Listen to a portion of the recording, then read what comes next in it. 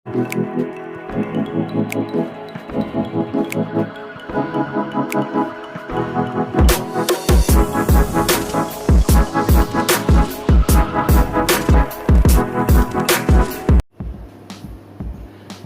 assalamualaikum warahmatullahi wabarakatuh. Bertemu dengan saya kembali di Kilau Per Hari. Di pembelajaran biologi kali ini kita akan pelajari tentang transport pada membran sel ya. Kemarin kita sudah mengenal namanya sel, kita tahu komponen kimiawi, maka sekarang kita harus tahu dong transport pada membran sel. Jadi materi kali ini adalah transport pada membran sel. Oke, sekarang kita mulai ya. Jadi sebelum ke sana kita harus mengenal dulu ya, apa itu membran sel. Nah, ya, kalian bisa lihat ya, membran sel itu adalah membran pembungkus dari sel. Setiap sel pasti memiliki membran sel dong. Nah, sekarang kita lihat. Di membran sel tersebut itu dikenal dengan namanya lapisan lipid bilayer. Artinya dia punya dua lapis lemak. Yang dimaksud dua lapis lemak, lihat, ada bagian atas dengan bagian bawah. Pada bagian ini, kalian bisa mengenal ada yang namanya fosfolipid. Fosfolipid adalah bagian kepala dengan ekor. Bagian kepala itu memiliki gugus fosfat dan bagian ekor adalah lipid gitu. Makanya disebut dengan fosfolipid. Bagian kepala itu dikenal dengan hidrofilik, artinya dia suka terhadap air. Makanya dia akan menghadap keluar ataupun ke dalam membran sel, ke dalam ya, artinya ke bagian cairan dalam sel. Nah, terus bagian ekornya bagaimana? Bagian ekornya adalah hidrofobik, artinya dia takut dengan air, jadi dia sangat menjauhi terhadap air. Makanya posisinya tidak akan mungkin tertukar. Nah, di lapisan membran sel tersebut, kalian bisa lihat dong, di situ ada yang namanya glikoprotein. Di situ ada yang warnanya ungu ya, bergabung tuh dengan yang namanya sama gulanya ya, nempel ya. Oh sorry, dengan proteinnya ya. Jadi disebutnya glikoprotein dengan perifer. Di situ juga ada bagian yang menembus pada membran sel dari luar ke dalam, yang dikenal dengan namanya apa? Protein integral. Jadi protein integral itu yang menembus dari luar sampai ke dalam. Kemudian ada lagi protein yang berada di permukaan membran sel, itu disebut dengan protein perifer. Jadi ada dua jenis protein ya, protein integral yang menembus dengan yang di permukaan namanya adalah protein perifer. Kemudian kalian bisa lihat juga di situ ya, ada lapisan gula yang berwarna ungu nempel dengan kepalanya tuh. Disebutnya nanti apa? Namanya glikolipid gitu. Nah, sekarang kalau kalian sudah mengenal namanya lapisan lipid bilayer pada membran, sekarang kita akan bahas namanya transport. Sebelum ngebahas transport, kalian harus mengenal dulu istilah dari namanya zat terlarut dengan zat pelarut. Kita bagi dua ya. Ada yang namanya tadi zat apa? Zat pelarut dengan zat terlarut. Bedanya apa? Kalau zat pelarut adalah jumlahnya paling besar, dan yang paling sedikit biasanya adalah zat terlarut. Contoh zat pelarut itu biasanya adalah air untuk senyawa yang polar. Jadi semua yang bisa gabung dengan air berarti dia termasuk senyawa polar. Untuk non polar itu biasanya menggunakan minyak, lemak, dan lain-lain. Contohnya kan ada beberapa vitamin, kemarin kita belajar di komponen kimiawi sel, tidak semua vitamin terlarut dalam air, tapi terlarut juga dalam minyak. Contohnya adalah vitamin A, D, E, dan K. Jadi kalian sudah tahu ya, contoh pelarut adalah tadi apa? Air ataupun minyak. Tapi komponen yang terbanyak pada sel biasanya adalah air. Kemudian zat terlarut, contohnya di sini bisa berupa glukosa, boleh, bisa ion, boleh, bisa juga garam, boleh gitu. Bisa juga zat-zat lain. Contoh misalnya di sini adalah vitamin. Jadi kalian bisa tahu ya, ingat ya, zat terlarut adalah zat yang masuk ke dalam pelarut ya. Jadi nanti bergabung mereka ya, jadi larutan. Jadi kalian sudah tahu ya. Jadi zat pelarut dengan terlarut jika digabung menjadi larutan. Nah, kalian sudah tahu ya, kalau pelarut jumlahnya banyak. Contohnya adalah air dan juga minyak. Terus kalau misalnya zat terlarut ada glukosa, garam, ion, dan lain-lain. Sekarang kalau saya tanya, air laut itu zat terlarutnya apa? Zat terlarutnya adalah garam. Maka pelarutnya apa? Adalah air gitu. Jadi kalian sudah bisa membedakan ya yang dimaksud zat terlarut dan pelarut. Oke, sekarang kita mulai nih ke yang namanya transport pada membran. Oke, sekarang kita akan membahas tentang transport pada membran. Nah, sekarang kalau transport pada membran, berdasarkan kebutuhan energinya kita bagi menjadi dua. Nah, transport pada membran kita bagi menjadi berapa? Dua. Ada yang dikenal dengan namanya transport aktif. Dengan ada yang namanya disebut dengan transport pasif. Di transport aktif ini, apa sih perbedaannya? Kalau di transport aktif dibutuhkan energi. Saya beri lambang elektron saja ya, energi. Terus kemudian melawan gradien konsentrasi. Jadi kasarnya kalian itu berenang melawan arus. Arah sungainya ke bawah, sedangkan kalian berenang ke atas. Nah, berarti butuh energi dong.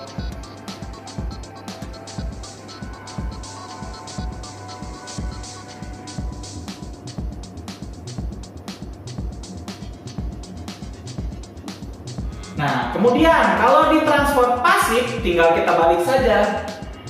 Berarti tidak dibutuhkan energi.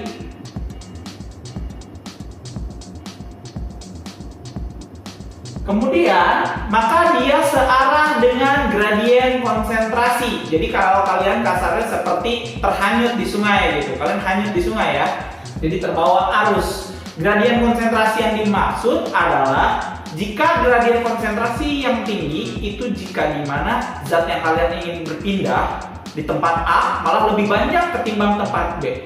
Sedangkan kalau misalnya yang pasif, ini kan berarti searah.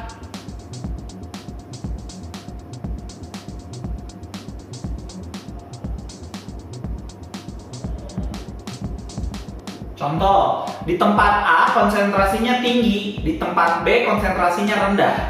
Maka jika dari A ke B itu terjadilah proses transport pasif. Jadi mengikuti alur dari tempat yang banyak ke yang sedikit. Sedangkan kalau yang dari sedikit pengen ke banyak berarti melawan dong gradien konsentrasi. Itulah dikenal dengan namanya transport aktif. Berarti dia membutuhkan apa? Energi. Jadi energi sangat dibutuhkan di transport aktif baik aktif. Nah, kemudian kalau yang tidak membutuhkan energi itu di transport pasif. Jadi dia searah dengan gradien konsentrasi. Di sini sekarang kita akan contohkan yang mana transport aktif dan juga yang pasif. Untuk di transport kita mulai dulu ya. Kita mulai di transport yang pasif. Nah, di transport pasif pada dasarnya itu kita bagi lagi ya menjadi oke lah kita buat ada 3. Coba kita bagi 2 besar dulu aja kasarnya. Ada yang dikenal dengan istilah difusi, dengan istilah osmosis. Jadi di transport pasif kita bagi menjadi 2, yaitu difusi dan juga osmosis. Apa itu difusi dan osmosis? Kalau difusi adalah apa?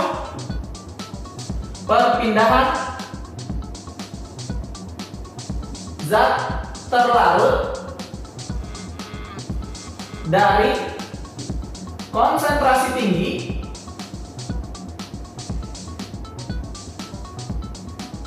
ke rendah. Nah, atau bisa kita kenal ya, konsentrasi yang tinggi itu dikenal dengan namanya hipertonis. Kalau yang rendah itu disebut dengan hipotonis. Nah, kalian sudah tahu ya. Jadi kalau misalnya difusi adalah perpindahan zat terlarut dari konsentrasi tinggi ke konsentrasi yang rendah. Jadi sekarang kalau kita akan menjelaskan osmosis, osmosis adalah perpindahan zat pelarut dari konsentrasi rendah ke konsentrasi yang tinggi. Tapi ada tambahannya, melalui membran semi permeabel.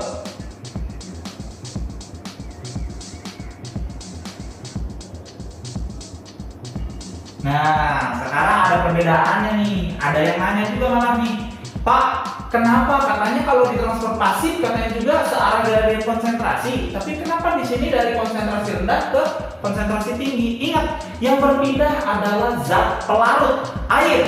Di konsentrasi yang rendah berarti airnya lebih banyak daripada dalamnya. Kasarnya sekarang saya membuat gula yang tidak pekat, sedangkan di konsentrasi tinggi adalah gula yang pekat, di mana gula lebih banyak ketimbang air. Jadi ingat ya, air di gula yang konsentrasinya rendah atau yang dalam larutan yang gulanya tidak pekat, airnya lebih banyak dong. Sedangkan kalau yang di konsentrasi yang tinggi, airnya sedikit. Jadi airnya yang berpindah. Ingat ya, maknanya di situ. Jadi siapa yang berpindah? Nah, sekarang kalau misalnya di difusi, yang berpindah adalah zat terlarut. Sekarang kalau misalnya air laut, berarti yang pindah siapa? Garamnya yang pindah. Terus kemudian kalau di osmosis, yang pindah adalah zat pelarut. Dari tadi air laut, contoh kita misalnya ke kulit, maka yang pindah adalah airnya. Kemudian, apalagi yang berbeda? Arahnya juga ya, kasarnya di sini kalimatnya juga ya. Ini dari konsentrasi yang rendah, berarti yang dari hipo menuju ke konsentrasi yang hiper. Nah, jadi yang dari hipotonis ke hipertonis. Sekarang ada perbedaan lagi. Dia dengan satu syarat tambahan, melalui membran semi permeabel. Membran semi permeabel ini kalian harus tahu ya, membran itu ada beberapa sifat. Ada yang apermeabel, artinya tidak bisa dilalui oleh zat apapun. Ada permeabel, berarti hampir segala jenis zat bisa lewat. Kalau ada yang semi permeabel, ada yang berdasarkan ukuran. Jadi ukurannya hanya yang kecil saja yang bisa lewat, yang besar tidak bisa lewat. Dan yang terakhir ada selective permeable, artinya membran tersebut hanya memilih zat tertentu yang bisa dia masukkan atau keluarkan. Jadi ingat ya, kalau osmosis yang pindahnya pelarut, contohnya air. Kalau difusi zat terlarut, contohnya gula. Terus kemudian kalau di osmosis lihat konsentrasi rendah ke tinggi, kalau di difusi dari tinggi ke rendah. Tambahan lainnya, ingat dia melalui membran semi permeable untuk osmosis. Sampai di sini kalian mungkin sudah tahu ya apa perbedaannya. Kasarnya sekarang saya jelaskan deh. Di daerah kita ada dua jenis wahana kolam renang ya. Ada kolam renang berbasis alam dengan kolam renang berbasis yang sudah terkelola dengan air kaporit di dalamnya. Sekarang bayangkan. Sekarang saya akan bahas yang mana namanya osmosis nih, perpindahan air nih. Airnya pindah. Jika saya berenang di kolam alam yang air tawar, yang terjadi pada tubuh saya, konsentrasi di luar lebih rendah ketimbang di dalam tubuh. Efeknya dari luar masuk ke dalam tubuh melalui kulit. Di kulit ini kan ingat, membran semi permeable, air bisa lewat. Efeknya biasanya kalau di pemandian kayak gitu lebih banyak tukang makanan atau menjajakan makanan ketimbang menjajakan minuman. Tapi berbeda lagi dengan kolam yang mengandung air kaporit atau air laut. Tubuh kalian konsentrasinya lebih rendah ketimbang dengan air laut atau air kolam berkaporit. Efeknya air dari tubuh kalian keluar, bobot kalian itu akan menurun karena air dari tubuh keluar. Efeknya gimana? Biasanya di tempat jual makanannya itu nggak banyak makanan, tapi lebih banyak menjual air minuman. Contoh air kelapa dan lain-lain. Itu untuk mengganti cairan tubuh supaya kembali lagi seimbang. Jadi kalian kalau mau buka usaha pun tahu ya apa bedanya. Kalau saya di kolam air tawar, berarti kalian harus menjual banyak makanan. Kalau di kolam misalnya kaporit atau air laut, berarti harus jual lebih banyak air minum. Jadi kalian sampai sini sudah tahu ya. Di transfer aktif, tadi bedanya dengan yang pasif. Kalau yang diaktif dibutuhkan energi melawan gradien konsentrasi. Contohnya di sini ada pompa ion. Kemudian ada yang namanya eksositosis.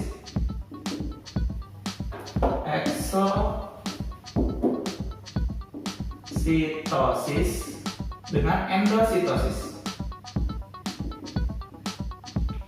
Nah, sekarang pompa ion.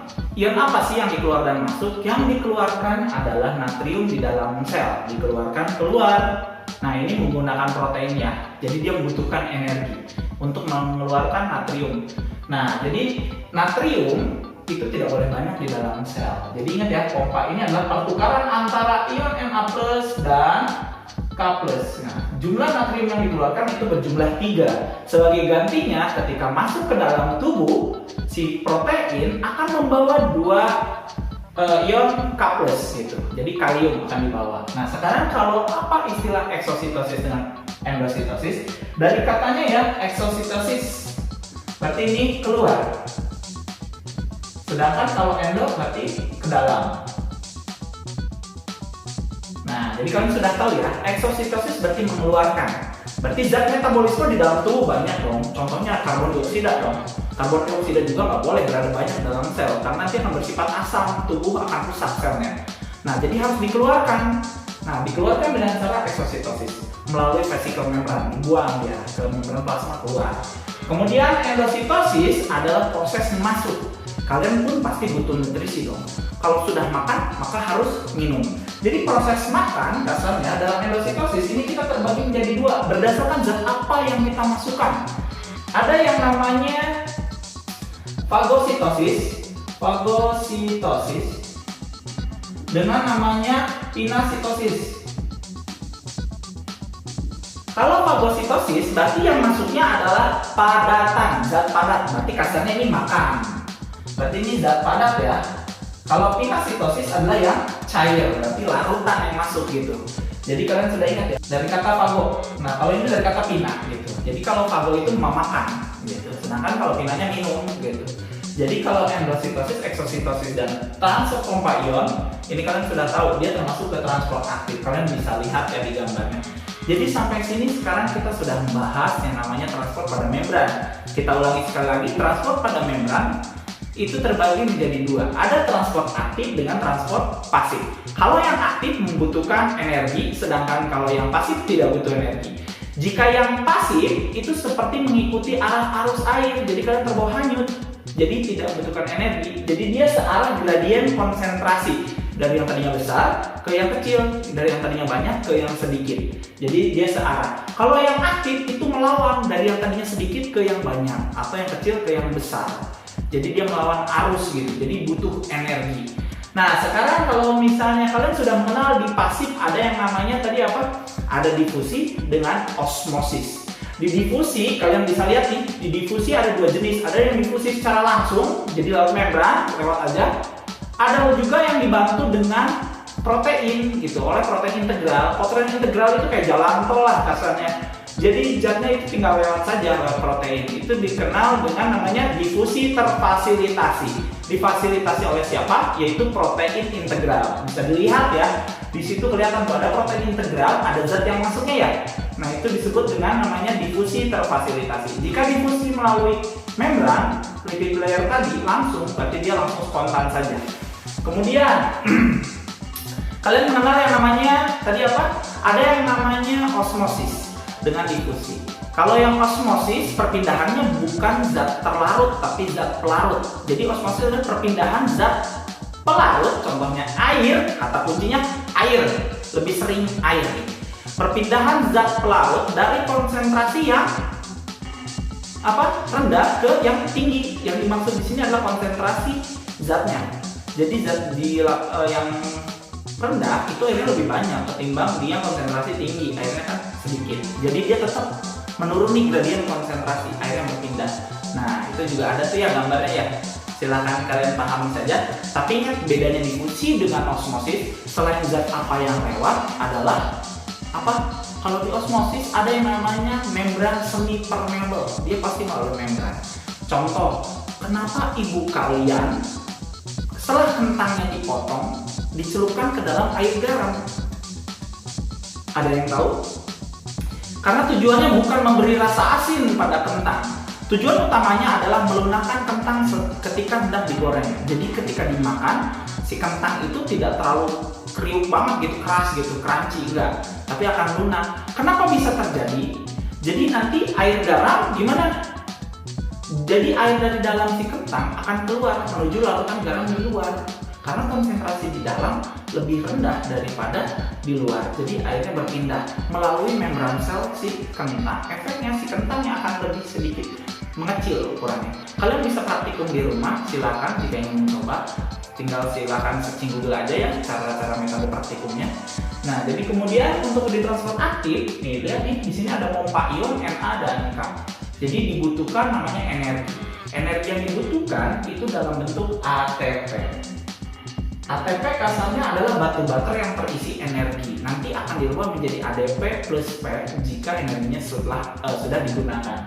Di sini juga ada eksositosis, pengeluaran zat ekskresi. Ekspresi kita kayak CO2, zat sisa metabolisme yang harus dibuang. Kalau pada manusia kayak keringat lah. Kemudian kalau di endositosis itu adalah in, masuk, berarti sel masuk. Contohnya makan dan minum.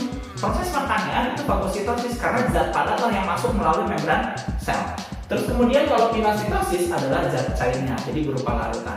Jadi cukup sekian saja dari saya. Terima kasih. Jangan lupa ya share and subscribe jika ini bermanfaat untuk kalian. Salam biologi. Oke, ini ada tugas ya. Silahkan kalian jelaskan proses perpindahan air pada gambar tersebut, yaitu pada sel tumbuhan dan juga pada sel hewan. Nah, di situ dicontohkan sel hewannya adalah sel darah merah ya. Silahkan kalian kerjakan di buku catatan masing-masing dan nanti kita akan ulangan ya. Terima kasih.